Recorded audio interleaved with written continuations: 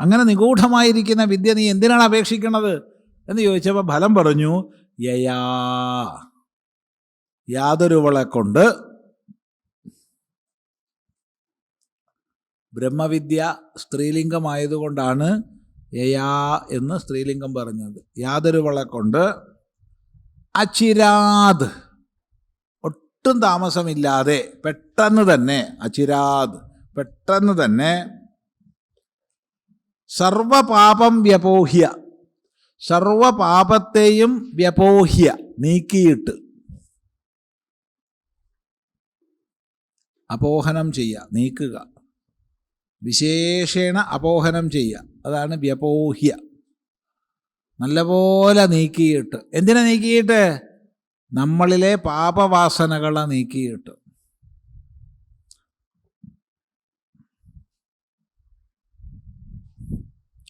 ചെയ്യേണ്ടത് ചെയ്യാതിരിക്കുക, ചെയ്യരുതാത്തത് ചെയ്യുക, ഇതാണ് അപരാധം. ചെയ്യേണ്ടത് ചെയ്യാതിരിക്കുക, ചെയ്യരുതാത്തത് ചെയ്യുക. ഈ അപരാധത്തിൽ നിന്നാണ് പാപം ഉണ്ടാവുന്നത്. പാപം സംസ്കാര രൂപത്തിൽ പ്രവർത്തിക്കുന്നു. ആ സംസ്കാരത്തിൽ നിന്ന് വീണ്ടും പാപം ചെയ്യാനുള്ള പ്രേരണ ഉണ്ടാവുന്നു. അതിന് വീണ്ടും ആ സംസ്കാരം, വീണ്ടും ഇങ്ങനെ പോവുകയാണ്. അപ്പം ഈ പാപസംസ്കാരത്തെ, പാപവാസനയെ കഴുകിക്കളഞ്ഞിട്ട്, വ്യപോഹ്യ, നല്ലപോലെ നീക്കിയിട്ട്,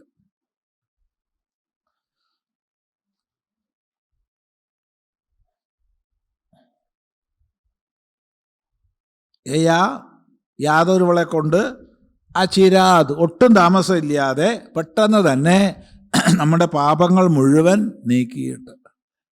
ഇവിടെ വളരെ ശ്രദ്ധിക്കേണ്ട ഒരു കാഴ്ചപ്പാടുണ്ട്. വൈദികമായ ചിന്താപദ്ധതിക്ക് അനുസരിച്ചും പുണ്യവും പാപവും ഉണ്ട്.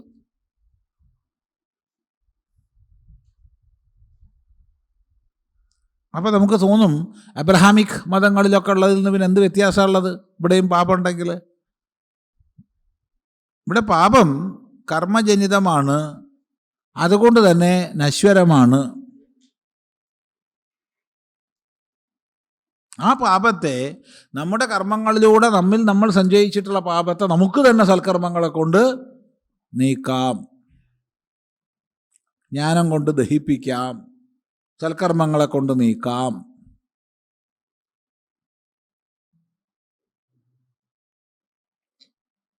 അല്ലാതെ നിത്യമായൊരു പാപം ഇല്ല,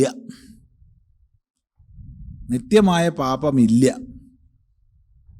ഇത് സനാതനധർമ്മത്തിൻ്റെയും അബ്രഹാമിക് മതങ്ങളുടെയും പ്രധാന വ്യത്യാസങ്ങളിലൊന്നാണ്. അപ്പം പാപം ആർജിക്കപ്പെട്ടതാണെങ്കിൽ പാപത്തെ ഇല്ലാതാക്കാനും കഴിയും. അപ്പം ഈ ബ്രഹ്മവിദ്യയെ ഉൾക്കൊണ്ട് കഴിഞ്ഞാൽ പിന്നെ പാപമില്ല. അതാണ് യയാ സർവപാപം വ്യപോഹ്യ, എല്ലാ പാപത്തെയും നീക്കിക്കളഞ്ഞിട്ട്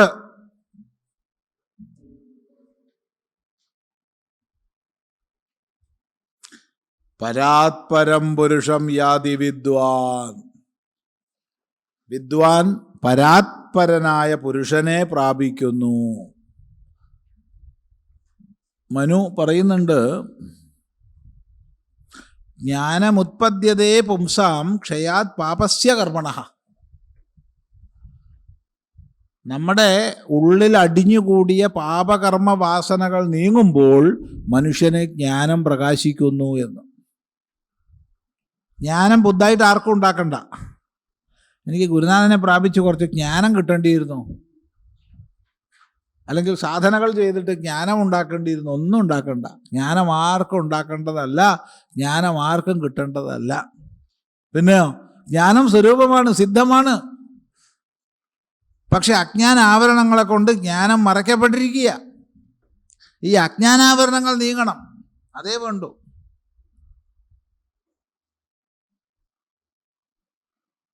അജ്ഞാനേന ആവൃതം ജ്ഞാനം. അജ്ഞാനം കൊണ്ട് നമ്മുടെ ജ്ഞാനസ്വരൂപം മറയ്ക്കപ്പെട്ടിരിക്കുകയാണ്. ഇതാണ് കുഴപ്പം. അപ്പോൾ പാപവാസനകൾ നീങ്ങുന്ന സമയത്ത് അജ്ഞാനാവരണങ്ങൾ നീങ്ങുന്നു, ജ്ഞാനം പ്രകാശിക്കുന്നു, സ്വതസിദ്ധമായ ജ്ഞാനം പ്രകാശിക്കുന്നു. അതാണ് ജ്ഞാനം ഉത്പദ്യതേ പുംസാം ക്ഷയാത് പാപസ്യ കർമ്മണഃ. പാപകർമ്മങ്ങൾ ക്ഷയിക്കുമ്പോൾ സഹജമായ ജ്ഞാനം ഉത്പദ്യതേ പ്രകാശിക്കുന്നു എന്ന്.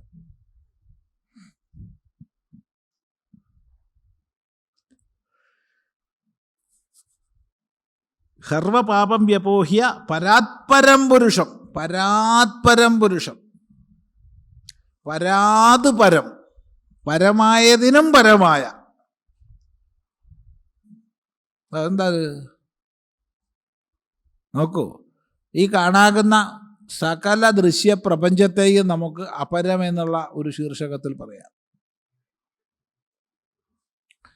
ഈ വിരാട് പ്രപഞ്ചം, ഇതിലെ ദൃശ്യജാലങ്ങൾ, വസ്തുജാലങ്ങൾ എല്ലാം ഉണ്ടാകുന്നതും നശിക്കുന്നതുമാണ്. എല്ലാം.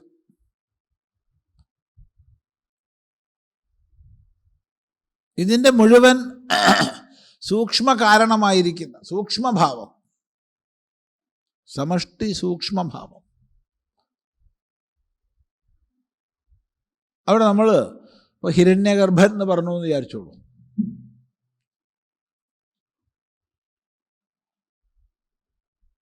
അതിനും കാരണമായിരിക്കുന്ന രൂപത്തെ നമ്മൾ ഈശ്വരൻ എന്ന് വിളിച്ചു എന്ന് വിചാരിച്ചോളൂ. ശ്രദ്ധിക്കണം, ഈശ്വരൻ, ഹിരണ്യഗർഭം, വിരാട്.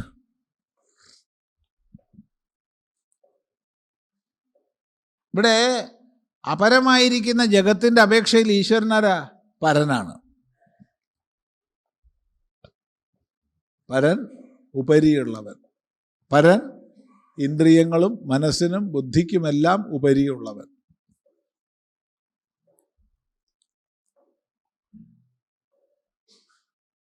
അങ്ങനെ പരനായവനും പരമായത്, ഈശ്വരനും ഉപരിയുള്ള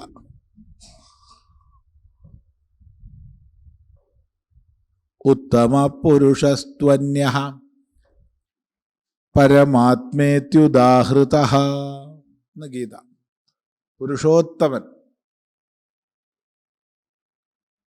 ആകട്ടെ അന്യഃ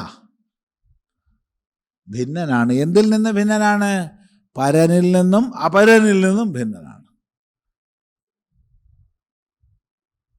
എങ്ങനെ അത് മനസ്സിലായി? ആ ഗീതാ ശ്ലോകത്തിന് മുമ്പ് അത് വ്യക്തമായി പറയും. അപര പര രണ്ടും.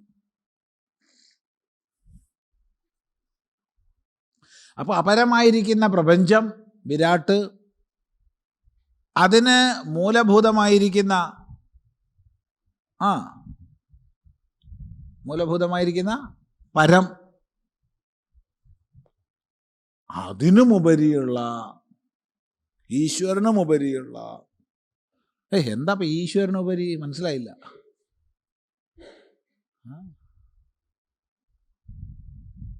ഈശ്വരൻ മായോപാധികനാണ്. ഈശ്വരനുപരിയുള്ള എന്ന് പറയുമ്പോൾ മായാരഹിതമായിരിക്കുന്ന നിർമായമായിരിക്കുന്ന പരമസത്യം യാതൊന്നിനെ വാക്കുകൊണ്ട് പറയാൻ കഴിയില്ലയോ.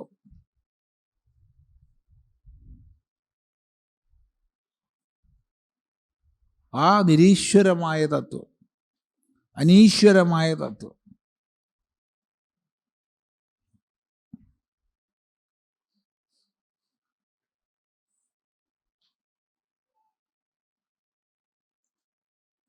പരാത് പരം, പരമായതിനും പരമായ. ഇത് വളരെ സമുന്നതമായൊരു തലമാണ് വേദാന്തത്തിൻ്റെ.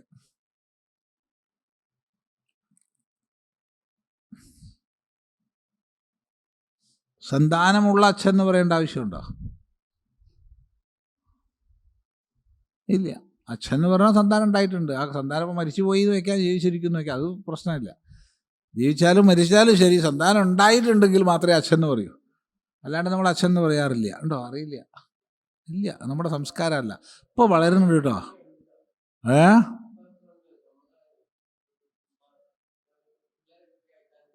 അതുണ്ട്, ഇപ്പോൾ വിളിക്കുന്നുണ്ട്. ഇപ്പോൾ ആശുപത്രികളിലൊക്കെ തന്നെയാണ് തുടങ്ങിയത്. അതെ, അത് തുടങ്ങിയത് ആശുപത്രികളിലാണ്. പിന്നെ അത് വ്യാപകമായി. അത് എങ്ങനെ തുടങ്ങിയെന്ന് അന്വേഷിച്ച് നോക്കിയിട്ടുണ്ട് നമ്മൾ. കാരണം നമ്മുടെ ഒരു രീതിക്ക് അനുസരിച്ച് ആരെ അമ്മ എന്ന് വിളിക്കാം.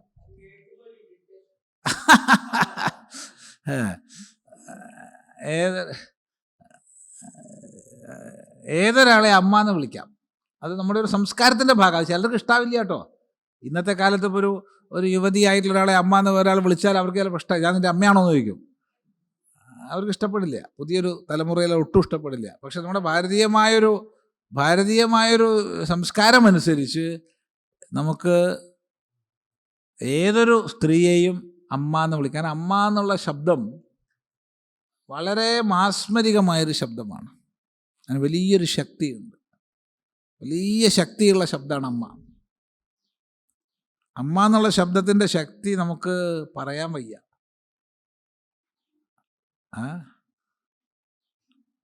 അത് അമ്മ വലിയ ശബ്ദമാണ് അല്ലേ? അകാരത്തിൽ ആരംഭിച്ച് മകാരത്തിൽ അവസാനിച്ചു. എല്ലാ അക്ഷരങ്ങളുടെയും ആദ്യത്തെ ആരാ? ആയാണ്. ആയിലാണ് തുടങ്ങുക. വർഗീയാക്ഷരങ്ങളുടെ സമാപ്തി മകാരത്തിലാണ്. അത് കഴിഞ്ഞാൽ അക്ഷരം ഉണ്ട്, ഇല്ല എന്ന് പറയണില്ല. പക്ഷേ വർഗങ്ങളില്ല, വർഗാക്ഷരങ്ങളില്ല.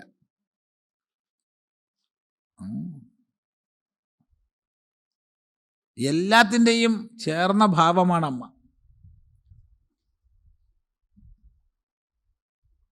വലിയൊരു ശക്തിയാണ്. അപ്പം അമ്മ എന്ന് വിളിച്ചു കഴിഞ്ഞാൽ അതൊരു സുരക്ഷിതത്വമാണ്. അതൊരു കരുതലുമാണ്. എല്ലാമാണ് അമ്മ എന്നുള്ള പദം. അങ്ങനെ നമ്മൾ അച്ഛൻ എന്ന് വിളിക്കാറില്ല. എല്ലാവരെയും കയറി അച്ഛൻ എന്ന് വിളിക്കാറില്ല. അച്ഛൻ എന്ന് പറഞ്ഞാൽ സന്താനമുണ്ട്. സന്താനം ഉണ്ടെങ്കിലേ അച്ഛനാവുള്ളൂ. പിന്നുണ്ട് അച്ഛനുണ്ട്, അത് വേറെ. അത് അച്ഛനല്ല, അച്ഛനാണ്. അതെ, അത് വേറെയാണ്. അത് അച്ഛനല്ല. പക്ഷെ എന്താണെന്നറിയില്ല, അപ്പം മലയാളത്തിൽ പുതുതായി തുടങ്ങിയതാണ്. ഒരു ഏറി വന്ന ഒരു 10 കൊല്ലം, ഒരു 15 കൊല്ലം, അതിനപ്പുറത്തേക്കില്ല. അതെ അത് പൊതുവേ പറഞ്ഞാൽ എനിക്ക് തോന്നണത്, ഉറപ്പില്ല, ഞാൻ അന്വേഷിച്ച് നോക്കിയപ്പോൾ എനിക്ക് തോന്നിയത്, എല്ലാ ജോലിയും എല്ലാവരും ഉണ്ടെങ്കിലും പൊതുവേ ഈ തെക്കൻ കേരളത്തിൽ പ്രത്യേകിച്ചും നഴ്സുമാരായി വന്നവരധികവും ക്രിസ്ത്യൻ സമൂഹത്തിൽ നിന്ന് വന്നവരായിരുന്നു. അപ്പം ക്രിസ്ത്യൻ സമൂഹത്തിൽ അച്ഛൻ ബഹുമാന്യനായവനാണ്. ബഹുമാന്യനായവനെ അച്ഛൻ എന്ന് വിളിക്കും. അതിങ്ങനെ വന്ന് എല്ലാവരെയും വിളിക്കാൻ തുടങ്ങി. അത് കേട്ട് എല്ലാവരും വിളിക്കാൻ തുടങ്ങി. അപ്പച്ചൻ പിന്നെ കുഴപ്പമില്ല. അപ്പച്ചൻ കുഴപ്പമില്ല. അപ്പം അങ്ങനെയാണ് ഇപ്പോൾ വന്നിട്ടുള്ളത്, ഈ അടുത്ത് വന്നിട്ടുള്ളതാ. എന്തായാലും നമുക്ക് വിഷയത്തിലേക്ക് വരാം.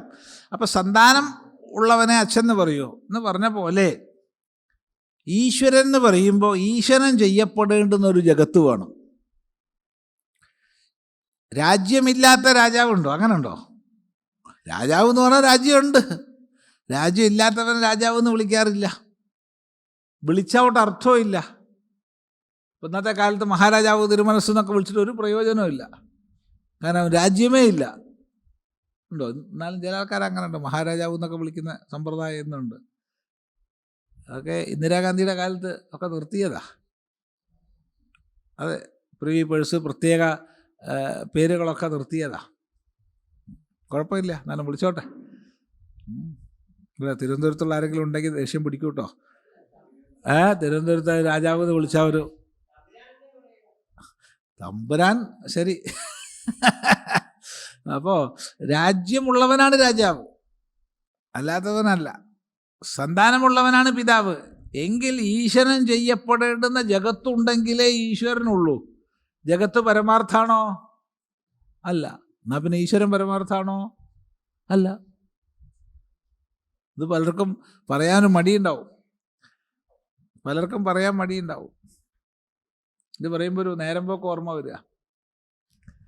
നേരം പോക്കൊക്കെ പറഞ്ഞാൽ ഉപനിഷത്ത് തീരുവതാ സംശയം.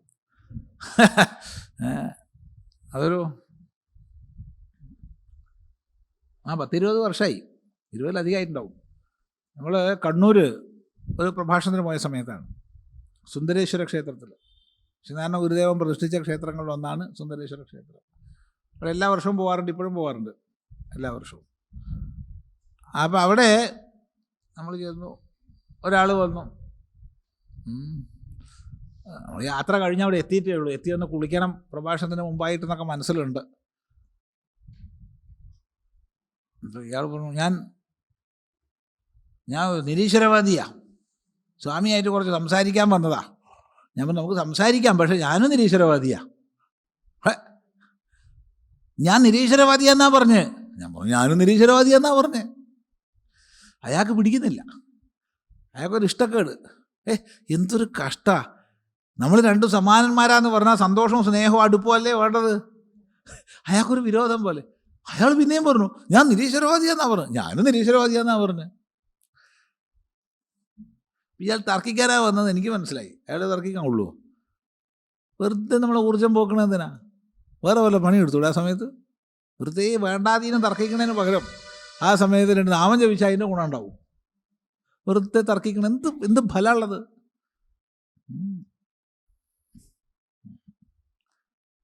ഇപ്പോൾ അവിടെ ഇപ്പോൾ ആ ഗസ്റ്റ് ഹൗസ് ഒന്നുമില്ല, അതൊക്കെ പൊളിച്ച് പുതിയ ഗസ്റ്റ് ഹൗസ് ഉണ്ടാക്കിയിട്ടുണ്ട് അവിടെ. പഴയ ഗസ്റ്റ് ഹൗസിൽ നേരിട്ട് ചെല്ലുന്ന മുറി, അതിന് ഈ ഭാഗത്ത് ഒരു കിടപ്പുമുറി, അപ്പുറത്ത് വേറൊരു മുറി, അങ്ങനെയൊക്കെയാണ് അതിൻ്റെ ഒരു സ്വഭാവം. അപ്പോൾ ഈ കടന്നു ചെല്ലുന്ന മുറിയിലാണ് ഇദ്ദേഹം ഇരിക്കുന്നത്. അപ്പോൾ ഞങ്ങൾ അദ്ദേഹത്തെ ഇരുത്തിയിട്ടുള്ളത്. ഇപ്പുറത്തെ മുറിയിൽ നമ്മൾ കൊണ്ടുപോയി ബാഗൊക്കെ വെച്ച് അതിൽ കുളിക്കാനുള്ള സാമഗ്രിയൊക്കെ എടുത്ത് ഇപ്പുറത്തെ ഭാഗത്തേക്ക് പോകണം, ഇയാളുടെ ഇരിക്കുന്നിടത്തേക്ക്. ഞാൻ ചോദിച്ചു, അല്ല നിങ്ങളിപ്പോൾ നിരീശ്വരനാന്നല്ലേ പറഞ്ഞാൽ നിരീശ്വരവാദിയാണ്, ഏത് ഈശ്വരനിലാണ് ഞങ്ങൾ വിശ്വസിക്കാത്ത? അത്രയേ ഉള്ളൂ, വേറെ ചോദ്യമൊന്നുമില്ല. ഞാൻ ആരും കുളിച്ചു വരാം, അയാൾ അവിടെ ഇരിക്കട്ടെ, നമുക്കെന്ത് വേണം? കുളിച്ച് വന്നപ്പോഴാണ് മനസ്സിലായത് ഞങ്ങൾ 2 പേരും കുളിക്കുകയായിരുന്നു. ഞാൻ ശുദ്ധമായ പച്ചവെള്ളത്തിൽ കുളിച്ചു, അയാൾ വിയർപ്പിലും കുളിച്ചു. കാരണം ഈ ചോദ്യം അയാൾക്ക് ഉത്തരം കിട്ടില്ല. ഏത് ഈശ്വരനിലാണ് വിശ്വസിക്കാത്ത? അയാൾ നല്ല ചിന്താശേഷിയുള്ള ആളാണ്. എനിക്ക് ആ ഗോപാലനിൽ വിശ്വാസം ഇല്ല എന്ന് പറഞ്ഞാൽ ഗോപാലനുണ്ട്. 2, അവൻ്റെ വ്യവഹാരം കൊണ്ട് എനിക്ക് എന്തറിയാം? അവനെ വിശ്വസിക്കാൻ കൊള്ളില്ല എന്നറിയാം, അല്ലേ? ശരിയല്ലേ? അല്ലാണ്ട് എങ്ങനെ ഈശ്വരിൽ വിശ്വസിക്കുന്നില്ല പറയാം? ഏതായാലും പിന്നെ അയാൾ പ്രഭാഷണത്തിനൊക്കെ വന്നു. പിന്നെ വലിയ ഉപദ്രവം അയാളെ കൊണ്ട് ഉണ്ടായിട്ടില്ല.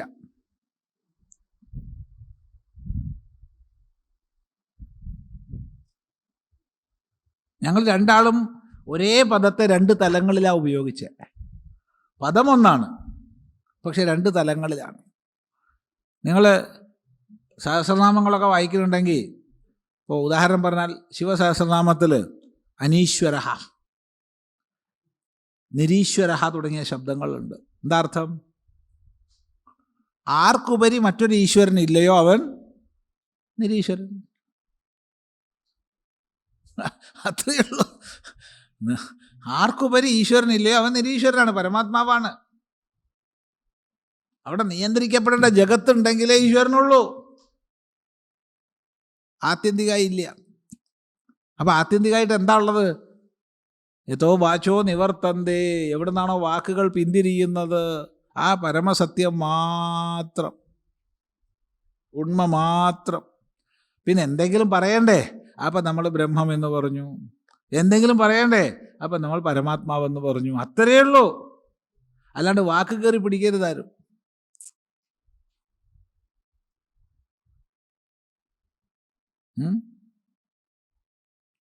അപ്പോൾ പരമമായ ഈശ്വരനും പരമായിട്ടുള്ളത് എന്ത്? പരാത് പരം പുരുഷം പൂർണ്ണം അനേന സർവം ഇതി പുരുഷഃ. എല്ലാം എന്തിനാൽ പൂർണ്ണമാണോ അവനാണ് പുരുഷൻ. എല്ലാത്തിനെയും പൂർണ്ണമാക്കുന്ന, പൂർണ്ണമദ പൂർണ്ണമിദം എന്ന് യാതൊന്നൊരു പരമമായ ദേശകാല വസ്തു പരിമിതി ഇല്ലാത്തതിനെ പറയുന്നു. അതിന് പറയുന്ന പേരാണ് പുരുഷൻ. പൂർണ്ണം അനേന സർവം ഇതി പുരുഷഃ.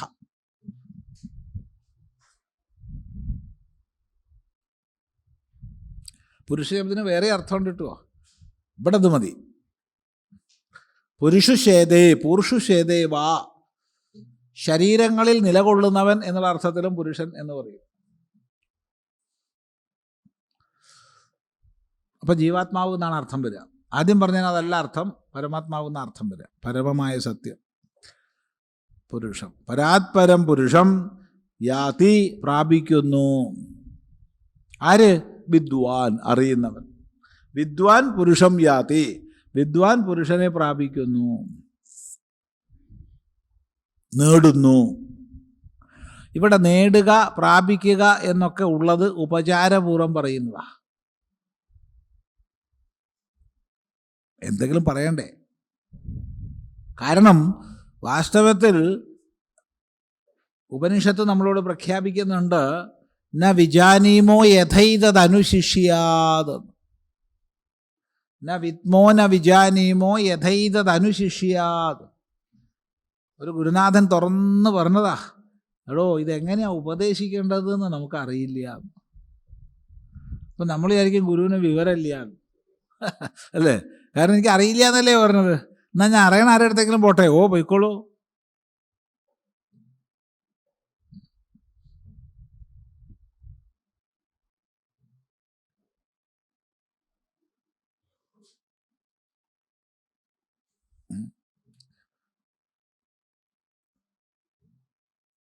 അറിയുന്ന ആരുടെ അടുത്തെങ്കിലും പോയിക്കോട്ടെ എന്ന് ചോദിച്ചാൽ, ഓ നീ പോയിക്കോളും പറയാൻ മാത്രമല്ല വണ്ടിക്കൂലിയും കൊടുക്കും ഇല്ലേ?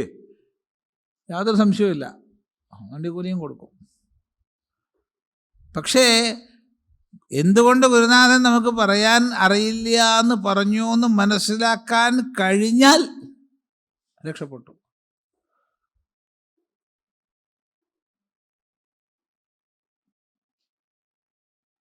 അത് വളരെ ശ്രദ്ധിക്കേണ്ടതാണ്.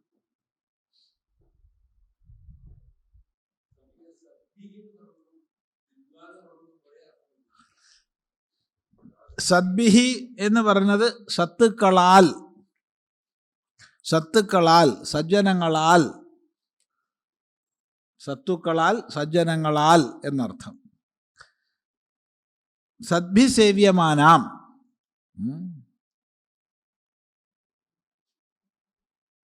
അവിടെ വേണമെങ്കിൽ വിദ്വദ്ഭി എന്ന് പറയാം, അതിന് വിരോധമൊന്നുമില്ല. സദ്ഭിഹി വിദ്വദ്ഭിഹി, വിദ്വാൻമാരാൽ എന്ന് പറയാം, വിരോധമില്ല. ഇവിടെ പരാത്പരം പുരുഷം യാതി വിദ്വാൻ, വിദ്വാൻ അറിയുന്നവൻ, അറിയുന്നവൻ പരാത്പരനായ പുരുഷനെ പ്രാപിക്കുന്നു.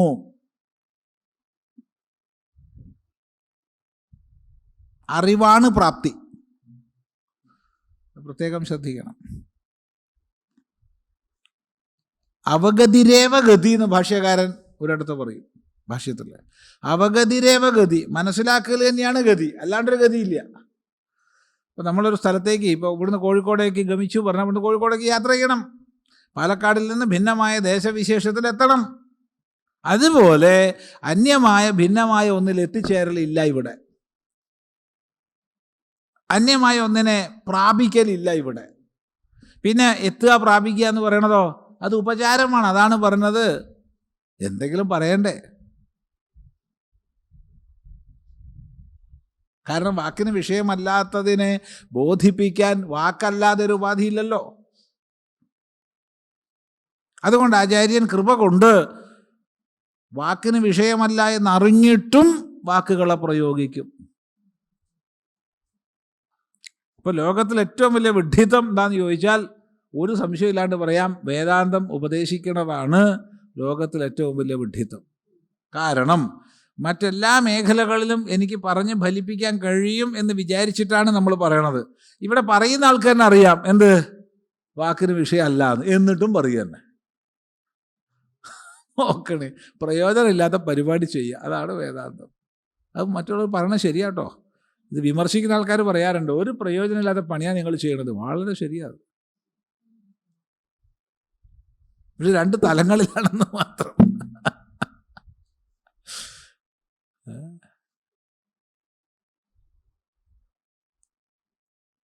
അവാച്യമായതിനെ പറയുക, അഗമ്യമായതിലേക്ക് പോവുക എന്നൊക്കെ പറയണ പോലെയാണത്. അതെ, ആ പരിധി ഉൾക്കൊള്ളാൻ കഴിയുന്ന ആൾക്ക് അതിനപ്പുറത്തേക്കുള്ളതിലേക്ക് എത്താൻ കഴിയുന്നു. അതാണ് ഉപനിഷത്തിൻ്റെ രീതി. അപ്പോൾ യാതി, പ്രാപ്നോതി, പ്രാപിക്കുന്നു, എത്തിച്ചേരുന്നു എന്നൊക്കെ ഉള്ളത് ഉപചാരപൂർവമുള്ള വാക്കുകളാണ്. അതാണ് അവഗതിരേവ ഗതി.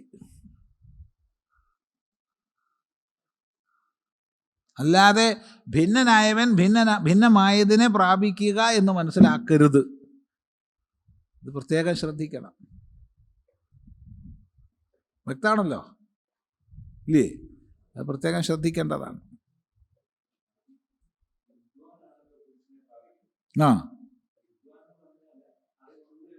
അതെ, അതല്ലേ, അത് തന്നെയാണ്. വിദ്വാൻ അറിഞ്ഞവൻ പ്രാപിച്ചു. പിന്നെ വിദ്വാൻ പ്രാപിക്കണമെന്ന് പറയണം. അതാണ് നേരത്തെ പറഞ്ഞത്. എന്തെങ്കിലും പറയണ്ടേ? അവിദ്വാൻ പ്രാപിക്കണമെന്ന് പറയാൻ പറ്റില്ല. വിദ്വാൻ പ്രാപിച്ചവനാണ്. അതുകൊണ്ട് ഇതാരോടാ ഉപദേശിക്കണത്? അവിദ്വാനോട്. ഉപദേശിക്കുന്നത് അവിദ്വാനോടാണ്. അതുകൊണ്ടാണ് പറഞ്ഞത്, നീ വിദ്വാനായി കഴിഞ്ഞാൽ നീ പ്രാപിക്കൂ കേട്ടോ. അവിടെ പ്രാപിക്കൽ എങ്ങനെയായി? നേടുക എന്നൊക്കെ, ബ്രഹ്മത്തെ നേടി, ബ്രഹ്മജ്ഞാനം നേടി എന്നൊക്കെ പറയാറുണ്ട്. ബ്രഹ്മജ്ഞാനം നേടി, ബ്രഹ്മത്തെ പ്രാപിച്ചു. അവിടെ ഭഗവാൻ ഭാഷ്യകാരൻ ശങ്കരാചാര്യസ്വാമികൾ ഈ ഒരു ദൃഷ്ടാന്തം പറഞ്ഞു തരുന്നുണ്ട്. കണ്ഠജാമീകര പ്രാപ്തിവത്. കണ്ഠജാമീകര പ്രാപ്തി പോലെ. കണ്ഠജാമീകര എല്ലാവർക്കും അറിയുന്ന വസ്തുവാണ്. നെക്ലേസ് കിട്ടുന്നത് പോലെയെന്ന്. എന്താ നെക്ലേസ് കിട്ടുക പറഞ്ഞാൽ? ഒരാൾ നെക്ലേസ് തരികയല്ല, എന്നാ പിടിച്ചോളൂ എന്ന നെക്ലേസ് തരികയല്ല. മറിച്ച് ഈ സാധനം ഉപയോഗിക്കുന്ന ആൾക്കാർക്ക് അറിയാം, ദിവസമൊന്നും ആരും ഇടലില്ല. ഉണ്ടോ? ഈ കൂട്ടത്തിൽ തന്നെ ഉണ്ടാവും ചില ആൾക്കാർക്കൊക്കെ നെക്ലേസ് ഉണ്ടാവും. ഉള്ളവർ തന്നെ ദിവസം ഇടാറുണ്ടോ? അത് ഒരിക്കലും ഇല്ല. അത് സാധാരണ എന്തെങ്കിലും ഒരു മാല ഇടും, ഇത്രയേ ഉണ്ടാവുള്ളൂ. ഇത് വല്ല വിശേഷപ്പെട്ട വല്ല കല്യാണത്തിനോ മരണത്തിനോ ഒക്കെ പോകുമ്പോഴാണ് ഇത് എടുത്തിടുക. എന്താ അല്ലേ? 4 ആൾ കൂടുന്നിടത്തേക്ക് പോകുമ്പോൾ, തന്നെ ഒന്ന് പ്രത്യേകമായി കാണിക്കണം എന്നുള്ള സ്ഥലത്തേക്ക് പോകുമ്പോഴാണ് ഇതൊക്കെ എടുത്തിടുക. ശരിയല്ലേ? അതെ. അല്ലാണ്ട് ഇപ്പോൾ ഇതിൻ്റെ ആവശ്യം എന്താ? അങ്ങനെ ഇന്ന് പോകാൻ ഒരുങ്ങുകയാണ്, നോക്കുമ്പോൾ കാണുന്നില്ല. സമയമായി. വീട്ടിലാകെ ബഹളമാണ് വീട്ടിൽ. എവിടെ പോയി നെക്ലേസ്? എവിടെ? കാണുന്നില്ല. അവിടെ ഞാൻ ഇവിടെ വെച്ചതായിരുന്നു, കാണുന്നില്ല. പാവം പിടിച്ച് അയാളെ വരെ സംശയിച്ചു. ഇല്ല, ഇതെടുത്ത് കൊണ്ടുപോയി പണയം വെച്ചിട്ടുണ്ടാവുക എന്ന് പതിയെ വരെ സംശയിച്ചു. അപ്പോഴാണ് മോള് പറയണത്, അമ്മയുടെ കഴുത്ത് തന്നെ ഉണ്ടല്ലോ. ഇവിടെ ഉണ്ടല്ലേ, കിട്ടി, ഇനി പോവാ, വേഗം പോവാ, ഇനി നേരം വൈകിക്കൂടാ, വേഗം പോവാ, ശവം എടുത്ത് പോവും, അതിന് മുമ്പ് അവിടെ എത്തണം. ഇല്ലേ? അത് ആലോചിച്ച് നോക്കൂ. തമാശല്ല. അപ്പം എന്താ പറഞ്ഞത്? കിട്ടിയെന്നല്ലേ പറഞ്ഞത്? കിട്ടിയതാണോ? ആദ്യം അവിടെ തന്നെ ഉണ്ടായിരുന്നു. അജ്ഞാനാവരണം കൊണ്ട് മനസ്സിലായില്ല. ഇപ്പോൾ കുഞ്ഞിൻ്റെ ഉപദേശം കേട്ടപ്പോൾ തിരിച്ചറിഞ്ഞു. ഉപദേശം കേൾക്കണം തിരിച്ചറിയണമെങ്കിൽ. ഉപദേശം കേട്ടപ്പോൾ തിരിച്ചറിഞ്ഞപ്പോഴോ കിട്ടി. അപ്പോൾ ഉള്ളതായ വസ്തുവെ തിരിച്ചറിഞ്ഞപ്പോൾ കിട്ടി. ഇത്രയേ ഉള്ളൂ. അതാണ് കണ്ഠജാമീകര പ്രാപ്തിവത്. ഞാൻ തന്നെയാകുന്നു പരമസത്യം എന്നുള്ള തിരിച്ചറിവ് കൈവന്നാൽ വിദ്വാൻ തത് പ്രാപ്നോതി, അതിനെ പ്രാപിക്കുന്നു, നേടുന്നു. അല്ലാതെ പോയി നേടുകയല്ല. അത് പ്രത്യേകം ശ്രദ്ധിക്കണം. അപ്പം അങ്ങനെയുള്ളതായ എപ്പോഴത് നേടുന്നത്? സർവപാപം വ്യപോഹ്യ, മനസ്സിലെ പാപവാസനകളൊക്കെ നീങ്ങിയാലാണ്. അതാണ് ജ്ഞാനമുത്പദ്യതേ പുംസാം ക്ഷയാത് പാപസ്യ കർമ്മണഃ എന്ന് മനു പറയുന്നത്. ശ്രദ്ധിക്കുക. പാപകർമ്മങ്ങളെല്ലാം നീങ്ങുമ്പോൾ ജ്ഞാനം പ്രകാശിക്കും. അതുവരെ പ്രകാശിക്കാണ്ടിരുന്നതാ. ഉണ്ട്, ജ്ഞാനം ഇല്ല എന്നാരും പറയരുത്. ജ്ഞാനമില്ല എന്ന് പറയരുത്. ജ്ഞാനമില്ലാതെ ആരുമില്ല. ജ്ഞാനം നമ്മുടെ സ്വരൂപമാണ്. ചിലർ പറയും, എനിക്കൊരു ജ്ഞാനമില്ല സ്വാമി. ജ്ഞാനമില്ല നിങ്ങൾക്ക് എങ്ങനെ മനസ്സിലായി? ജ്ഞാനമില്ല എന്ന് മനസ്സിലായിട്ടുണ്ടെങ്കിൽ ജ്ഞാനം ഉണ്ടോ? ഇല്ലയോ? ഉണ്ടല്ലോ. ഇല്ലെങ്കിൽ മനസ്സിലാവുമോ? ചിന്തിക്കുക. ജ്ഞാനമില്ല എന്നുള്ള ജ്ഞാനം ഉണ്ടെങ്കിൽ ജ്ഞാനമുണ്ടല്ലോ. അതന്നെയാ പറഞ്ഞത്. അപ്പോൾ അത് മൂടിയിരിക്കുക, തിരിച്ചറിവില്ലാതെ.